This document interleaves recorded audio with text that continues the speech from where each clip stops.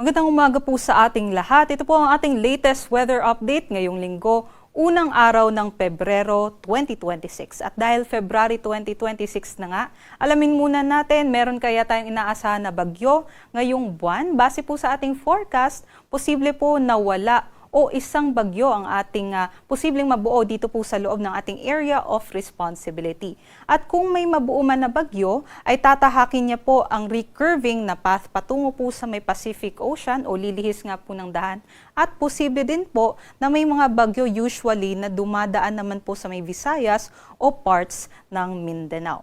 Next name naman po ng ating bagyo ay Bagyong Basyang.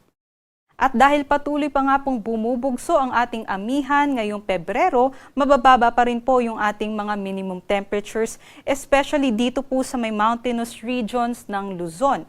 Possible pa rin po yung 10 to 12 degrees Celsius na minimum temperatures ngayong buwan. Ngayong araw naman po, patuloy pong umiiral itong shear line o yung linya kung saan nagbabanggaan ang hanging amihan at easterlies. Ngayong araw nga po, yung axis nitong shear line ay nakatutok po dito sa may eastern sections ng Southern Luzon and Visayas.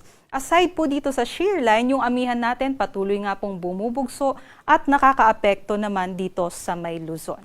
Kaya ngayong araw, inaasahan po natin dito sa may Southern Luzon area na meron po tayong katamtaman hanggang sa mga malalakas na mga pag-ulan. So magiging maulap po yung ating panahon dito po sa may Quezon, Bicol Region, dito din po sa may Marinduque, Romblon, and sa may Oriental Mindoro. But other parts naman po ng Luzon, mas maganda po yung ating panahon. Even dito po sa Metro Manila, posible lamang po yung mga isolated light rains. Mga agwat naman po ng temperatura natin sa Baguio, sa mga aakyat po at gustong magpalamig, 13 to 21 degrees Celsius po yung ating inaasahan. Sa Lawag, 19 to 30 degrees Celsius. Sa Tuguegarao, 17 to 28 degrees Celsius. Metro Manila, 20 to 29. Sa Tagaytay, 21 to 27. At sa may Legazpi, 23 to 28 degrees Celsius. Tumako naman po tayo sa may Palawan, Visayas at Mindanao. Kabuuan nga po ng Visayas ay apektado po nitong shear line kaya't makakaranas din po sila ng mga pag-ulan at makulimlim na panahon.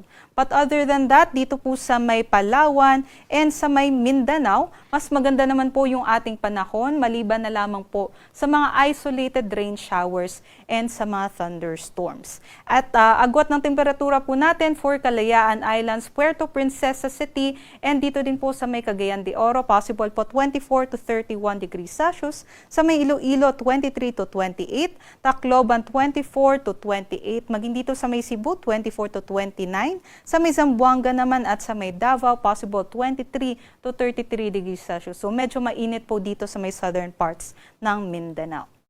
Para po sa kalagayan ng ating mga karagatan, wala naman po tayong nakataas na gale warning sa anumang baybaying dagat ng ating bansa. Ngunit pinag-iingat po natin yung ating mga manlalayag, especially po dito sa may eastern section ng ating bansa dahil katamtaman hanggang sa maalon pa rin po yung ating mga karagatan. At ngayon, araw na ito ay posible nga yung mga malalakas na mga pag-ulan. Kaya meron po tayong weather advisory kung saan inaasahan po natin yung 50 to 100 millimeters na mga pag-ulan. Dito po sa may Catanduanes, Albay, Sorsogon, Masbate, Northern Samar, Samar, and Eastern Samar. At yung ganun nga po na mga pag-ulan ay maaari po magdulot ng mga pagbaha at pagguho ng lupa. Kaya sana po'y maghanda yung ating mga kababayan at manatiling nakatutok sa mga updates dito sa Pag-asa. Next week, meron kaya tayong magiging bagyo? Possible po na may posible po or potential na low pressure area na mabuo sa loob ng ating area of responsibility at maaari po itong pumasok na ating area of responsibility by Tuesday. And inaasahan po natin earliest na makakaapekto po ito sa ating bansa ay by Wednesday naman. Sa ngayon, may katamtaman o moderate chance po ito na mabuo bilang isang bagyo. At yun nga po, kung maging bagyo man, tatawagin po natin ito sa pangalang Basyang. And para po sa ating magiging weather outlook for the next 4 days, patuloy pong uulanin ang eastern sections ng Visayas and Mindanao sa buong linggo. So delikado nga po ito dahil Matagal na nga pong natututok dito yung shear line, no, dito sa may Visayas and Mindanao. Kaya't posible talaga yung mga pagbaha at mga pagguho ng lupa.